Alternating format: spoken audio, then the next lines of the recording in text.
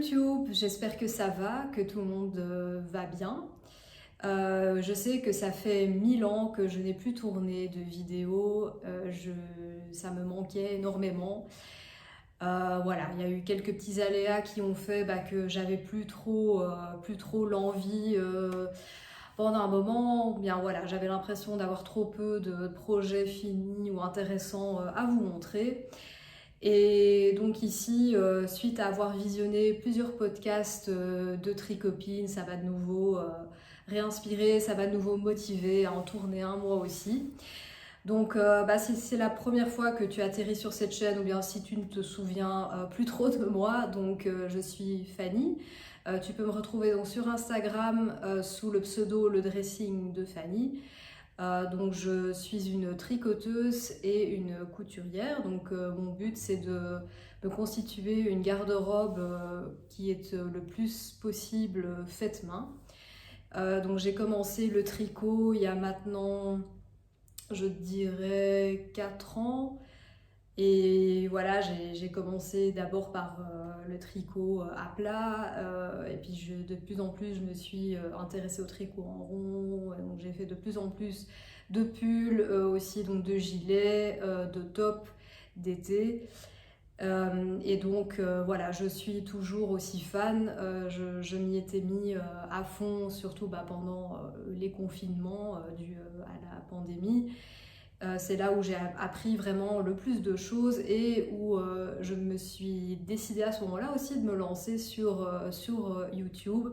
Et c'est pendant cette période-là où j'ai appris à connaître beaucoup de personnes via Instagram qui, comme moi, pratiquent le tricot, la couture. Et donc, je me suis créée maintenant tout un petit réseau grâce à ça. Donc, j'embrasse tout le monde. Voilà, si tu passes par ici et qu'on converse beaucoup via Instagram, eh bien, je te fais de gros bisous.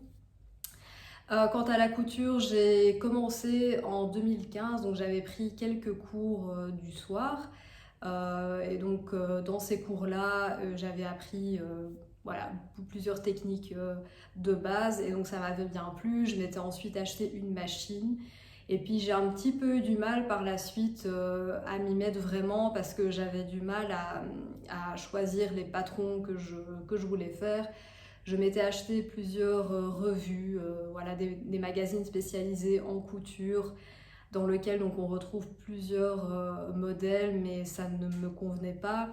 Et donc j'ai commencé après à quand même plutôt coudre des patrons indépendants, et voilà, je remarque que c'est toujours le cas et que ça me convient bien mieux.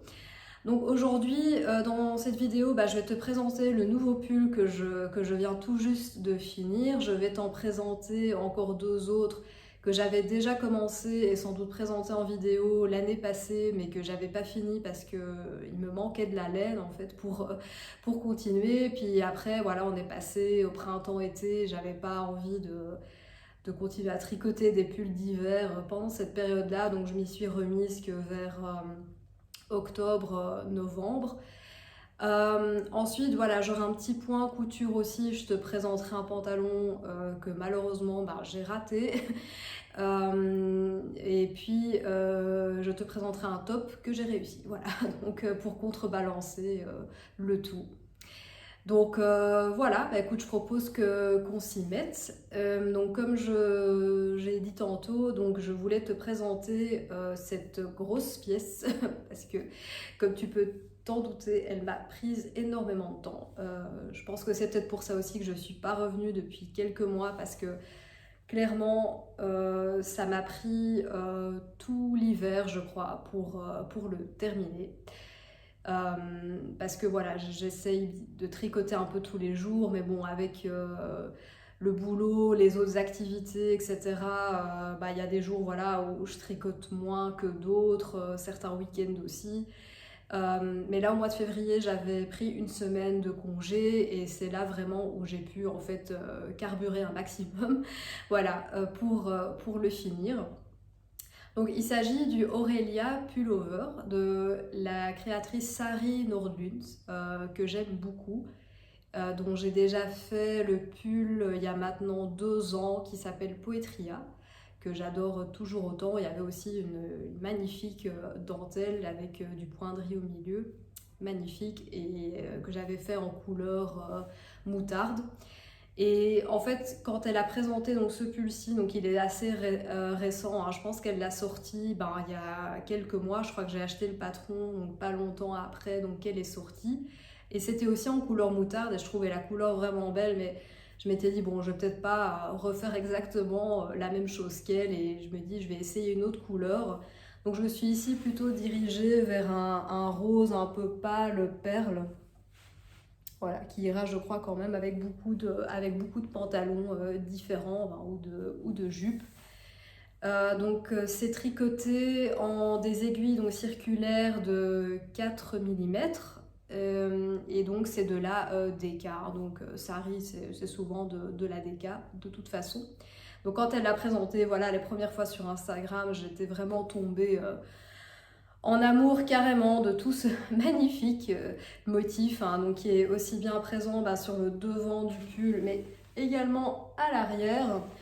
Sur les manches, on retrouve aussi le motif et en fait entre le devant donc, et le dos, c'est du point de riz, un point que j'adore également, que je trouve vraiment très très beau.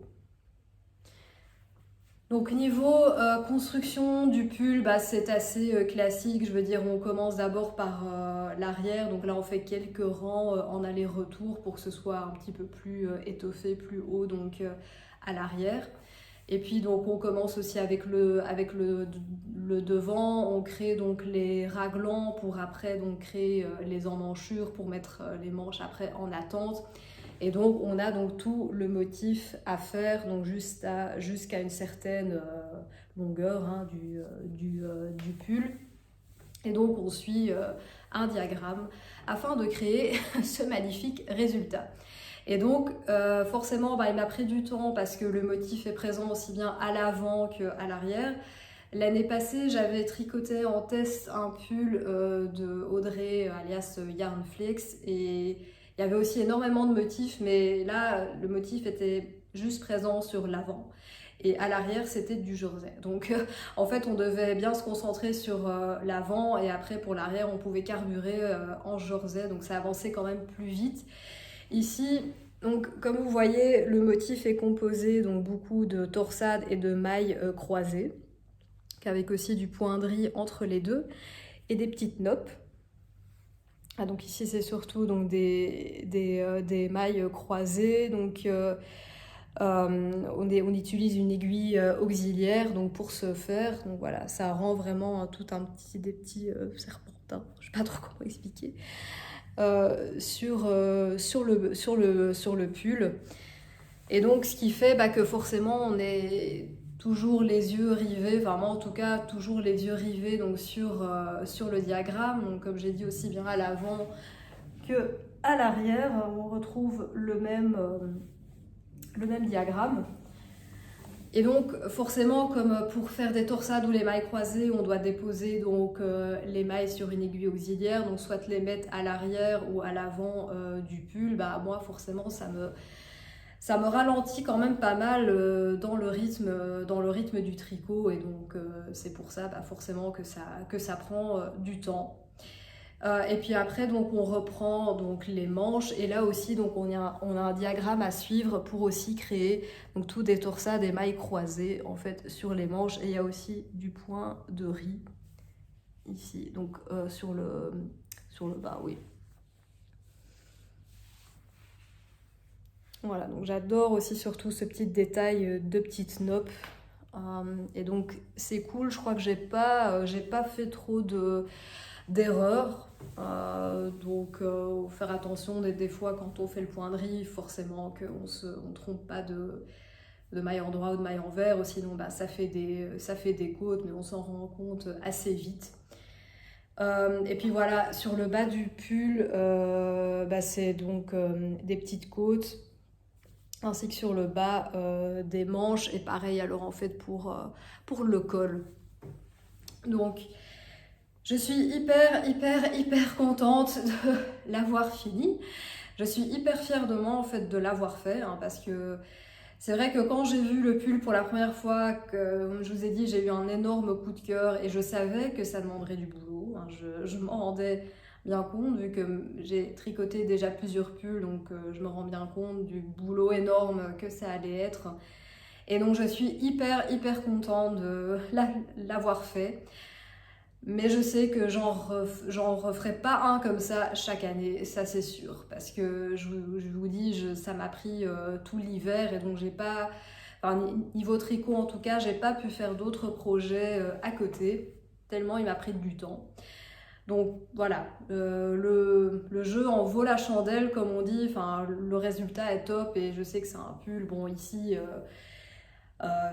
je sais pas si la température va encore vraiment être très basse, mais voilà, il est pas, enfin, il est chaud, mais je veux dire, je peux le mettre facilement aussi pour sortir sans veste. Voilà, donc j'espère quand même encore pouvoir le porter un petit peu, hein, pas devoir attendre jusque novembre prochain pour le remettre.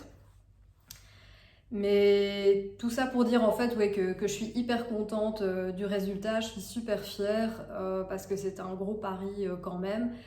Mais c'est sûr que l'année prochaine, enfin, je veux dire pour l'hiver prochain, je crois pas que j'en ferai encore un de si compliqué et de si long. Mais si vous tente franchement et que vous adorez ce jeu de torsade, de mailles croisées, que vous en fait, ouais, peut-être que vous allez plus vite que moi et que ça vous dérange pas. Et voilà, peut-être que, comme je dis, c'est chouette parce que le processus en fait est cool, c'est juste que voilà, ça prend du temps. Mais si vous, voilà, ça vous gêne pas, ben n'hésitez pas à vous lancer parce que clairement, voilà, il est super beau, donc je regrette pas du tout. Et je suis assez contente aussi de mon choix de couleur. Donc voilà pour ce pull. Si jamais vous souhaitez avoir plus d'infos, bah, n'hésitez pas à soit m'envoyer un petit message sur Insta ou laisser un commentaire ici. Je serai ravie de vous aider. Et voilà, je vais du coup bah, vous montrer les pulls bah, que j'avais commencé donc l'année passée puis que j'avais pas fini.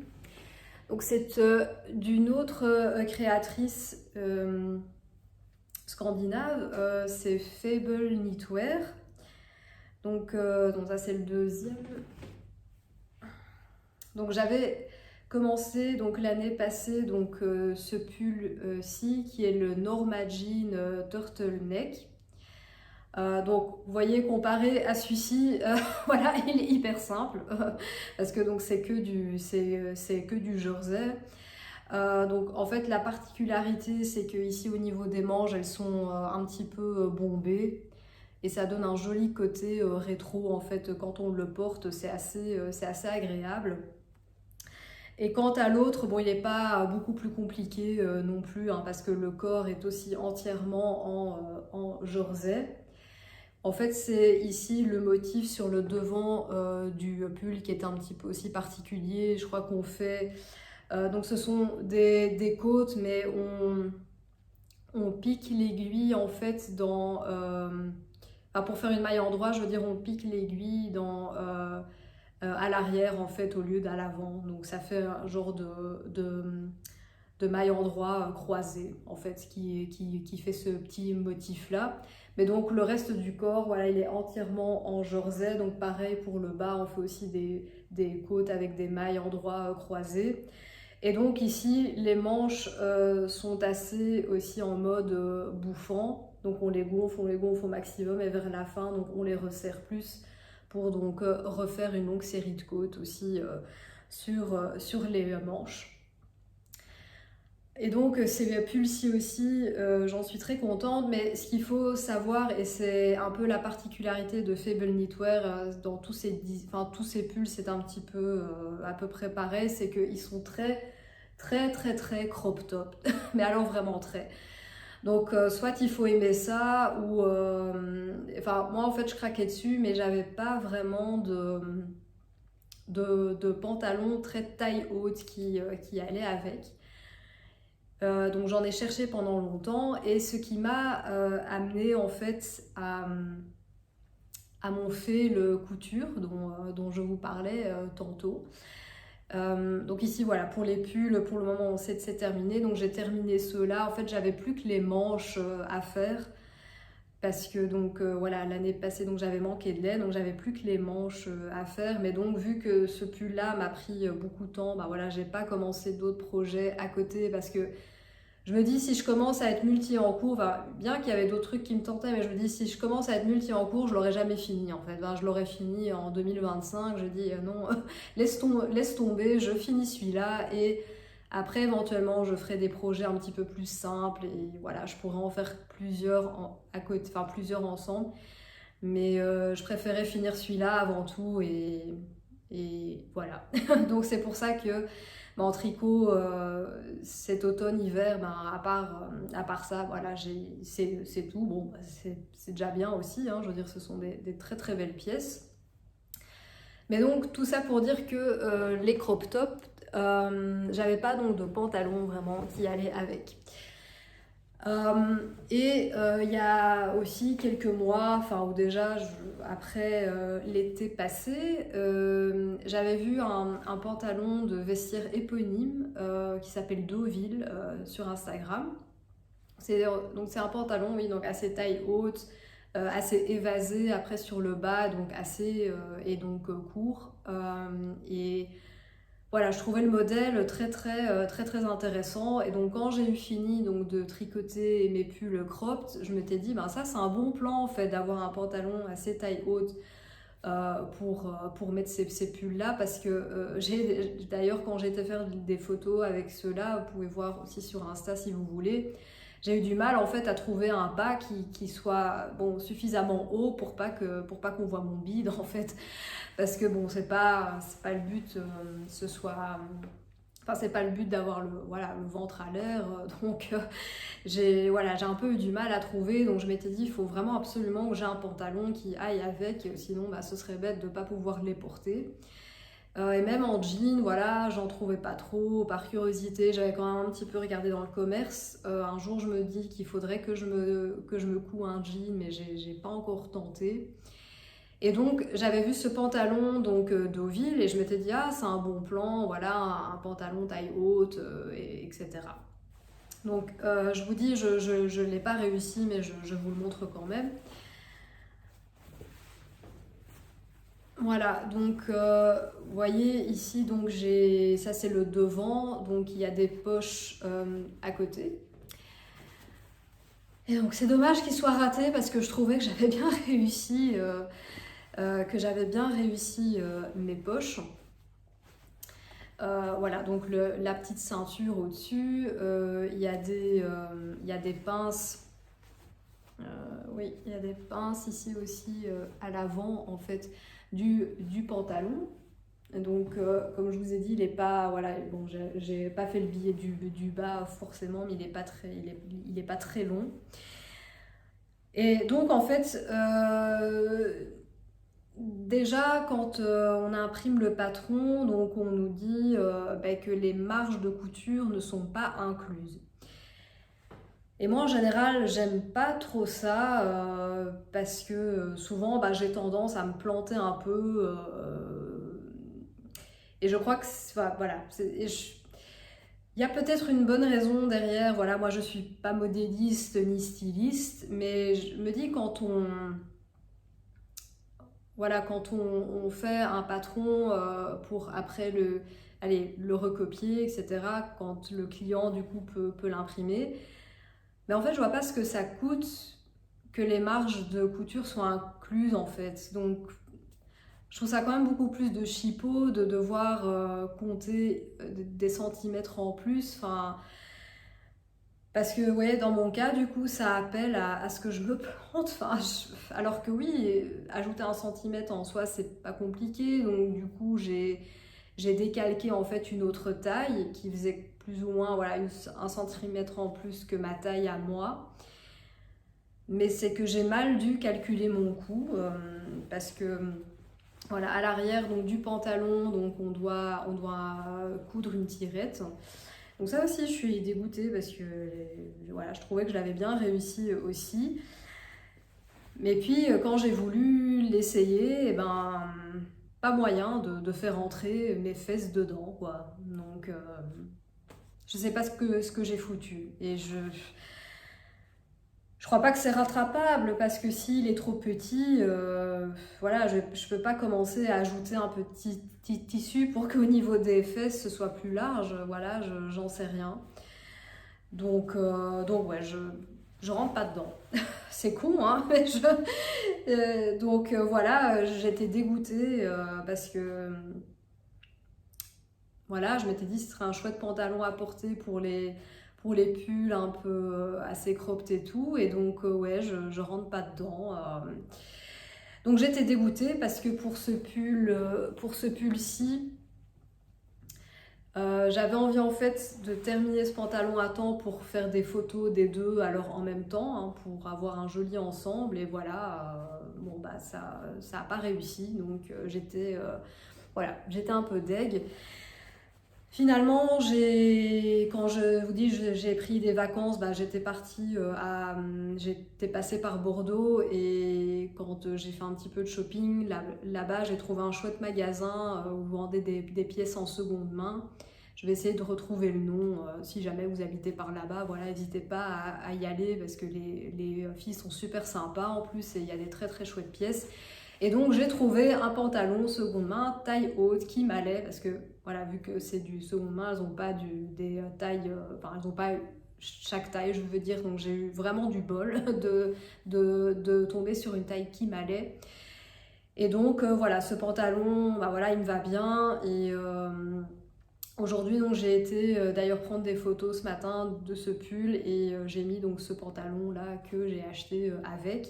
Même si celui-là il n'est pas crop top, hein, mais voilà, il était quand même cool pour mettre enfin pour montrer en photo. Donc j'en ai quand même trouvé un, bah voilà, dans un magasin. Je me dis c'est pas si grave non plus si j'arrive pas à coudre chaque pièce que je porte.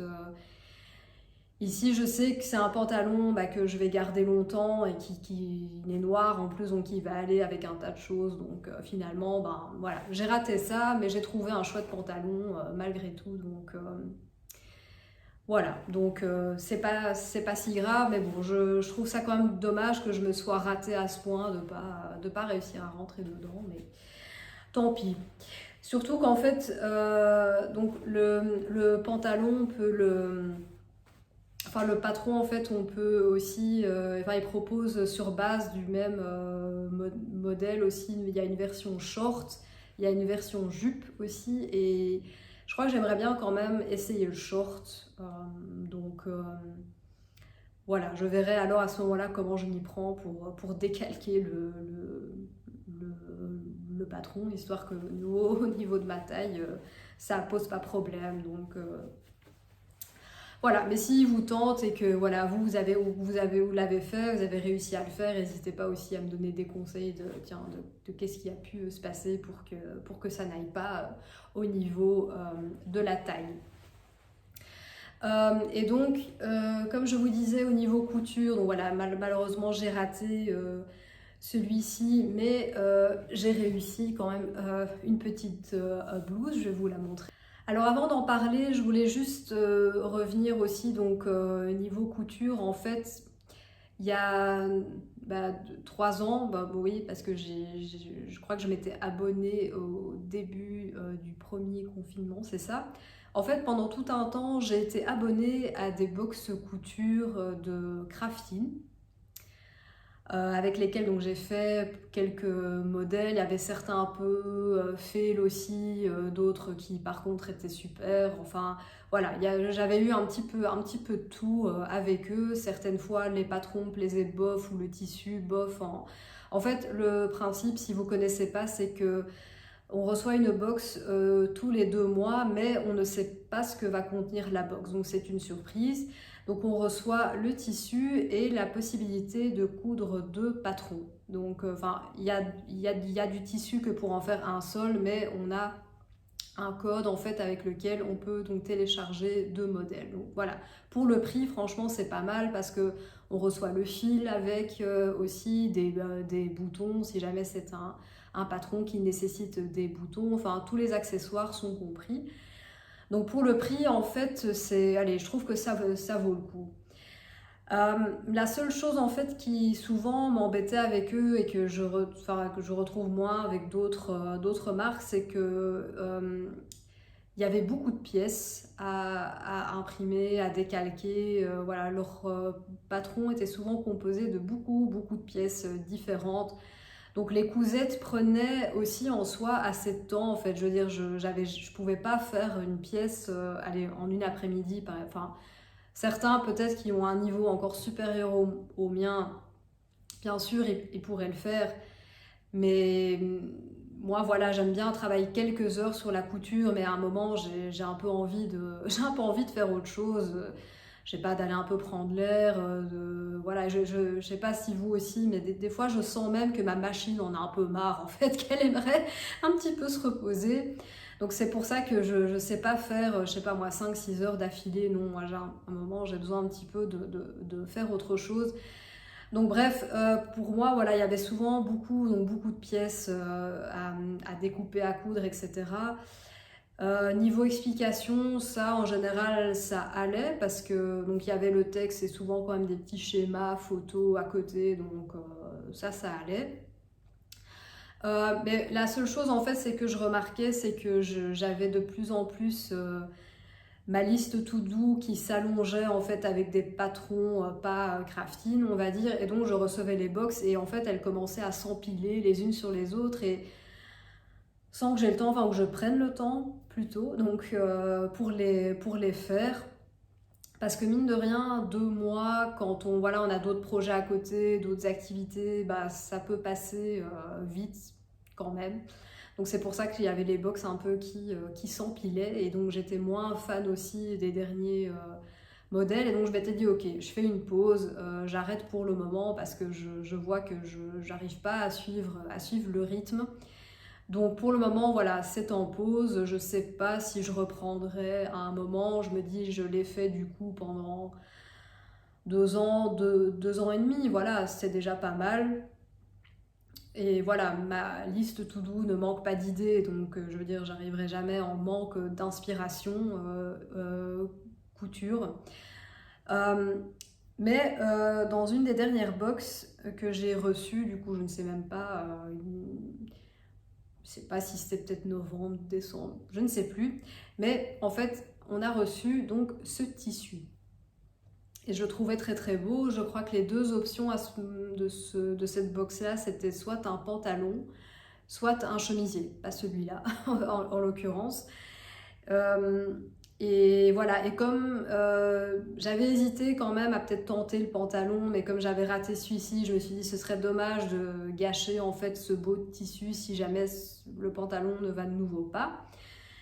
Et au tout début, je pensais à me refaire une robe à lisse de Clematis Pattern que je trouve très belle parce qu'il y a des jolis petits détails au niveau des manches.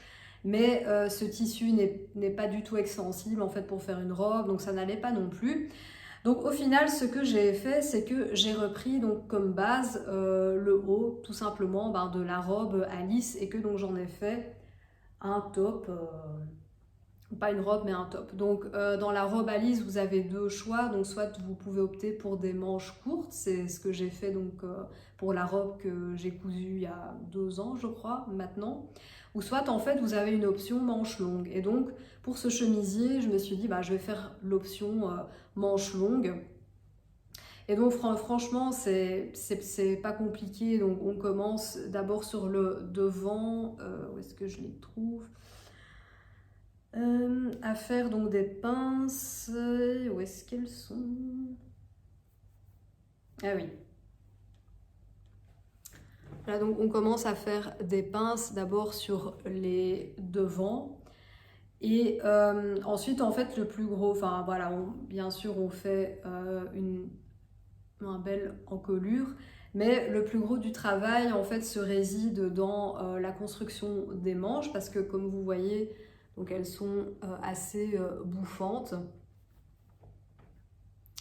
Donc le but en fait sur les manches, c'est que donc sur le dessus des manches, donc on fait des fronces, donc on fronce un maximum pour que on ait une couture égale entre le devant et le dos donc, et la manche.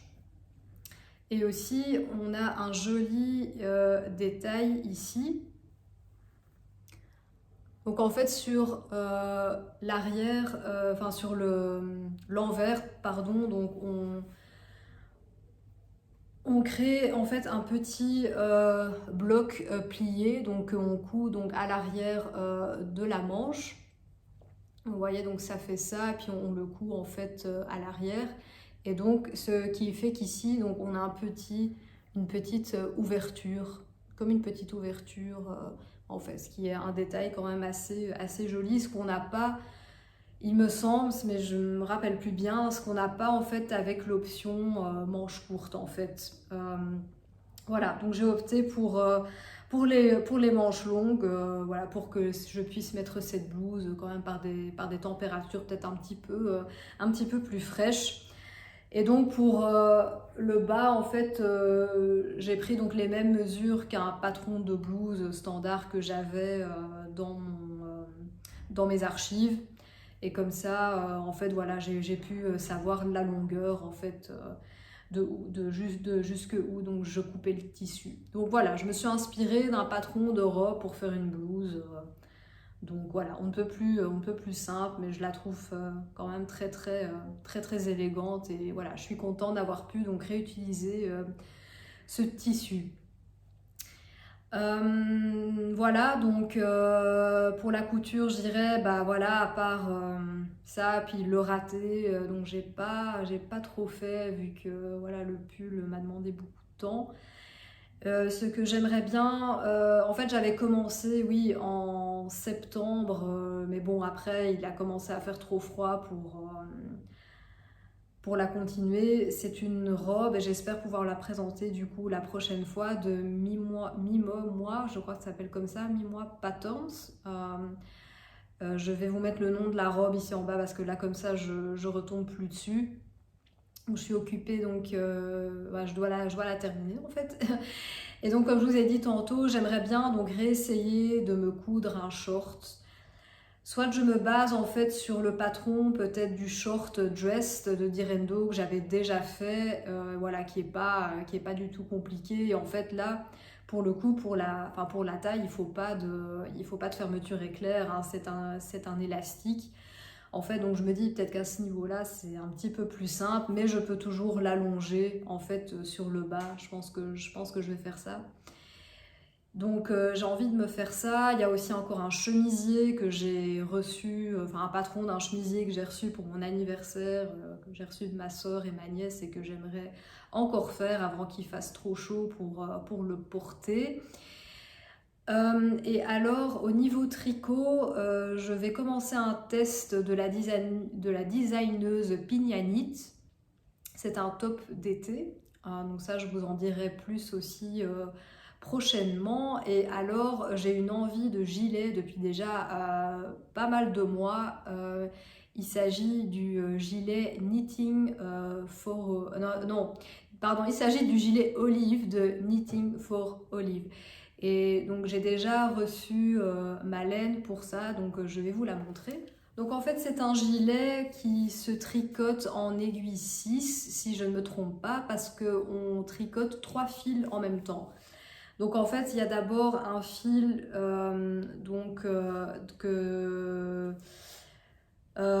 enfin pas en DK, mais je crois de 3 mm. Donc je ne sais plus, peut-être de la laisse, mais je ne suis pas donc certaine. Donc j'ai choisi une couleur plutôt framboise. J'espère que ça donne bien à la caméra. Donc c'est de la Flora de Drops. Et donc avec ceci, on tricote aussi 2 fils en même temps de mohair. C'est pour ça qu'au final, voilà, il faut des aiguilles, 6 pour mettre tout ça ensemble. Et donc là, j'ai pris aussi de Drops de la Kit Silk. Voilà, et je crois que c'est fraise ou framboise aussi. Voilà, donc je trouve que les deux en même temps, ça promet un petit coloris assez sympa. Donc oui, c'est un gilet dont j'adore aussi le motif. Je sais que j'avais dit les motifs, je ne vais plus en faire, mais là pour le coup, il m'a l'air un petit peu plus simple à retenir, on va dire, quand je vois le gilet, pardon, la dentelle n'a pas l'air si compliquée, ça a l'air assez... Enfin, je veux dire, la dentelle, la dentelle, oui, elle revient tout le temps, enfin, surtout le long du gilet, donc une fois qu'on la connaît, je pense que ça peut aller assez vite au niveau du tricot. Et donc je voulais un gilet, ouais, encore un gilet un peu de ce style voilà, pour les petites fraîcheurs du soir ou de début de journée. Et voilà, bah, tout simplement aussi, je suis tombée amoureuse du motif, voilà, c'est pas plus compliqué que ça. Donc il y aura ça, le top d'été, oui, et donc peut-être pour la prochaine fois, bah, je vous présenterai du coup aussi les tops d'été que j'ai tricotés l'année passée, mais que je n'ai donc jamais présenté en vidéo. J'en ai pas vraiment fait de photos non plus. Et c'était aussi 2 tops de Sari Nordlund. Quelle surprise! Voilà. Donc aussi voilà, avec de la belle dentelle. Mais ça, je vous présenterai plutôt une autre fois, quand il fera déjà un peu plus chaud et que ce sera bon, agréable aussi à porter ici. Voilà. C'est à peu près tout. Je vais vraiment, vraiment essayer de plus traîner autant avant de revenir vous voir. Je vais essayer que ce soit mai-juin, voilà, pour avoir plus de pièces aussi à vous montrer. Et en tout cas, moi j'étais très contente de tourner cet épisode. J'espère que ça vous aura plu. Voilà, je suis contente de vous avoir montré ceci. Donc voilà, j'adorais être dans le partage. Donc comme je dis, n'hésitez pas soit à me contacter sur Insta ou à me laisser un petit commentaire ici pour qu'on discute. Donc c'est avec plaisir et je vous embrasse tous fort et je vous souhaite de belles semaines créatives devant vous et je vous dis à tout bientôt. Ciao, ciao!